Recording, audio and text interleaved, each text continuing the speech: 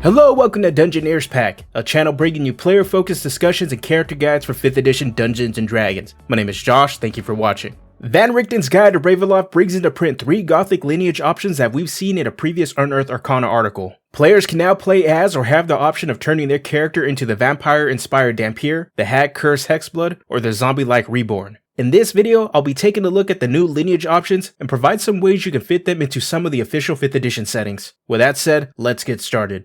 The Unearthed Arcana versions of the Dhampir, Hexblood, and Reborn all had dual creature typings, making them distinct from any other race or lineage player option that we have in print. Unfortunately, this difference did not make the cut. All 3 options in Van Richten's Guide to Ravenloft only have a single creature type. I'm assuming the reason for this change is to avoid any confusion regarding which effects will or won't work against a player using one of these options. It would ultimately slow down the game. Another change made to the options is that all of these can be incorporated into your character at any point in the game. So even if you start out your game as an elf, they can be bit by a vampire and become a Dhampir. This is handled by the Ancestral Legacy trait that allows a player to keep the skill and movement proficiencies given to them by their race, but replaces all other racial traits with options from the lineage. Now let's take a look at each of the new lineage options and see what's changed between the official and UA versions. First up, we have the Dhampir. The vampire lineage is officially just the humanoid creature type. This clears up any possible confusion and avoids arguments at the table trying to figure out which abilities do or don't affect the player character if it had remained humanoid and undead. Another notable change is now Dhampirs have the Deathless Nature trait, which gives the character the ability to no longer need to breathe. This gives a character the flavor of being undead without the creature type. The funny thing is that this allows a player to breathe underwater with no issue, even though vampires and water don't mix. Surprisingly, Vampiric Bite is still intact with its multiple options whenever we try to chomp on our enemies. The only change for this trait is that it officially only uses our Constitution modifier for attack and damage rolls. The Dhampir is a fun option that nails down the vampiric flavor. Vampiric Bite gives players an additional attack option with solid benefits to choose from. Even though Constitution is the ability score used to determine attack and damage rolls, this shouldn't be an issue for most builds, as the ability score is generally prioritized as the second or third most important score. Being that Vampiric Bite is considered a simple melee weapon, this works with certain class features. It works with the Paladin's Smite feature and the Ranger's Hunter's Mark spell. Most notably though, the Monk can choose it as its monk weapon with the Martial Arts feature. The Martial Arts feature gets around the requirement to use Constitution for attack and damage rolls, instead letting you use Dexterity to take a bite out of your enemies.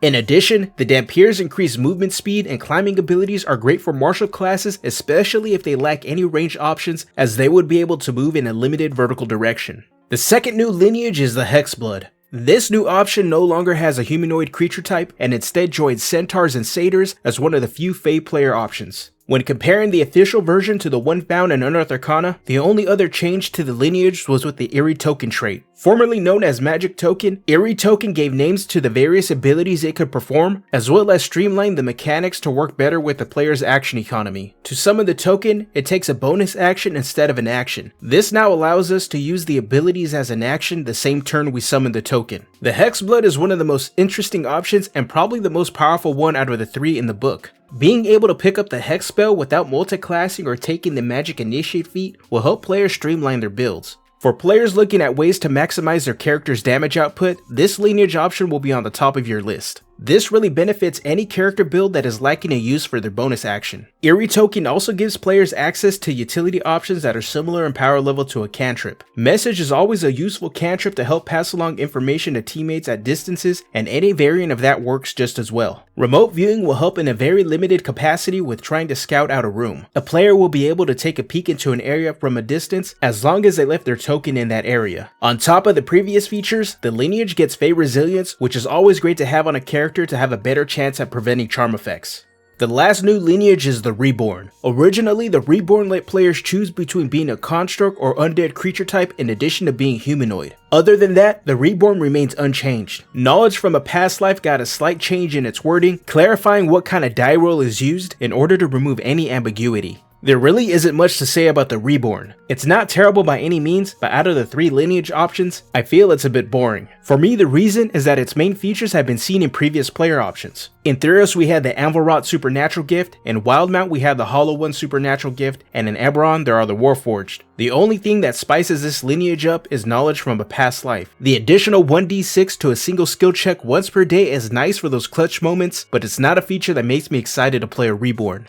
The new lineages can fit into any Ravenloft or Forgotten Realms game straight out of the book. For other official 5th edition settings, it may not be as clear. So let's take a look at how we can fit the Dhampir, Hexblood, and Reborn in the Eberron, Ravnica, and Theros settings. In the pulp and noir fantasy setting of Eberron, the various factions and nations do not have a singular moral alignment like those in traditional fantasy settings. Instead, many of them operate in shades of grey, causing tension with factions with opposing goals, or even causing conflict amongst themselves. What this means for a player using one of these options is that their character is not restricted to a specific alignment or side of a conflict. It could lead to more complex relationships and goals for the character. If we take a look at the Dhampir, they can be at the center of conflict within the cult of the Blood of Vol. The cult's goal is to achieve divinity through self-improvement. Some of the cult become martyrs, giving up their own life and chance at salvation to guide those that seek the way. At the same time, there is the Emerald Claw, a terrorist organization made up of Blood of Vol members. Many of those in the Emerald Claw are still associated with the Blood of Vol, and it's possible that high-ranking officials in the cult may be part of the terrorist organization as well. This association has tarnished the name of the religion. A player could use the Dhampir lineage to play one of the martyrs who seek to weed out the Emerald Claw out of the Blood of Vol, or they could play a member of the Emerald Claw that has infiltrated the cult and are trying to convert those to their cause. For a player wanting to use the Hexblood lineage, it is perfect for a character that is from the newly formed but unofficial nation of Droam. The Hag Coven, the Daughters of Sorakel, has rallied together various monstrous races under their banner in an attempt to achieve something greater. Despite the fear outsiders have regarding the monstrous nature of the citizens of Droam, many are hired as mercenaries for the various neighboring nations. In Droam, the warlords that serve under the Hags vie for power and their favor, which puts them in conflict with each other. As a Hexblood, you can be one of the mercenaries sent out to not only represent Droam, but also fight in the interest of another nation's causes. Another option is to play a Hexblood that may be working under the orders from the Daughters of Sorakel to act as counsel for one of the many warlords. Does your character keep a watchful eye and report to the sisters, or have you taken interest in the warlord's plight and are willing to help them in their cause against other clans within the nation?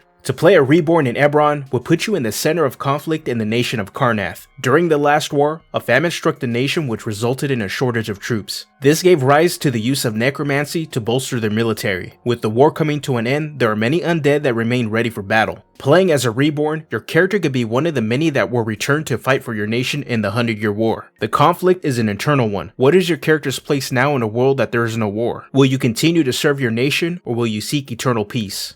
In the City of Guilds, the Gothic lineages will find themselves in one of the 10 factions that govern the setting of Ravnica. In this urban fantasy setting, the horror aspects of the lineages will be dialed down as their character instead navigates city life and focus on their standing with their guild. If a player is looking to play the Dhampir, they can easily fit right in with House Dhampir or the Orzhov Syndicate. As an agent for House Dhampir, your character will navigate the secrets of the guilds, the city, and its people. As a Dhampir, you will be entrenched in espionage, extracting secrets, eliminating threats, and manipulating people to further the Dhampir's control over the city. As a member of the Orzhov Syndicate, your character is immersed in the politics of your guild and the city. The Orzhov holds sway over many businesses and citizens that have been loaned any sum of money. A Dhampir in the guild could be used as a debt collector, sent to recover assets from those that had the unfortunate fate of borrowing from the guild. When it comes to the Hexblood, the lineage can find its place right at home in the cult of Rakdos. The Hexblood is perfect for playing a burgeoning Blood Witch. As a Blood Witch, you will be tasked with leading other members in the guild in creating chaos and revelry. The grander and riskier their performance could grant you greater influence over members of the guild and maybe even catch the eye of the guildmaster himself.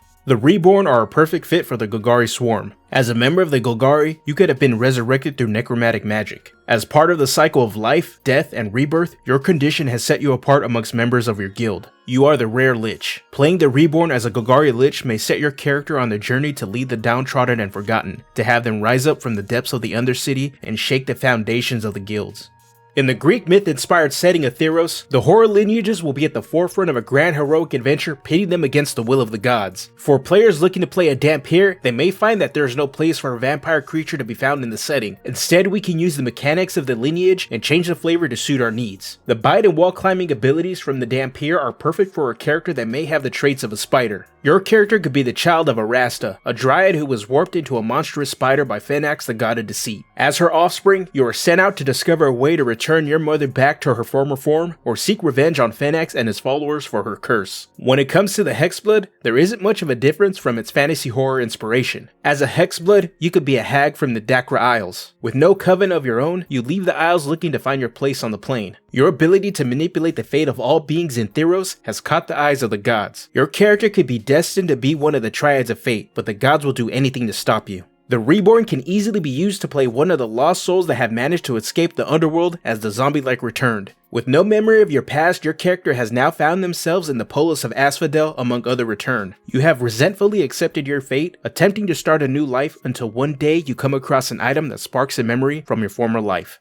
With that said, I want to hear from you. Which of the new Gothic lineages are you looking forward to using for your next character? Let me know down in the comment section. If you enjoyed this video, make sure to give it a like, and if you want to see more content like this, I drop a video every week, so go ahead and hit that subscribe button. If you want to see all the player options from Van Richten's Guide to Ravenloft, I have a playlist ready for you on the screen or in the description below. Alright, I'm out of here. Have a good one.